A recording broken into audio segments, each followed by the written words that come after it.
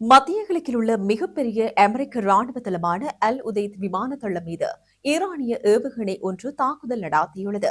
இருந்த போதிலும் குறித்த தாக்குதலில் எந்தவிதமான உயிர் சேதங்களும் பதிவாகவில்லை என குறிப்பிடப்பட்டுள்ளது. ஈரானில் இருந்து தமது நாட்டுக்கு ஏவப்பட்ட மற்றொரு ஏவுகணையை தாம் வெற்றிகரமாக வழிமறைத்துள்ளதாக கட்டார் பாதுகாப்பு அமைச்சு கூறியுள்ளது. இதேவேளை ஈரானின் இஸ்லாமிய புரட்சிகர பாதுகாப்பு படையுடன் தொடர்பு வைத்திருந்ததாக சந்தேகிக்கப்படும் 10 பேரை தாம் கைது செய்துள்ளதாக கட்டார் அறிவித்தது.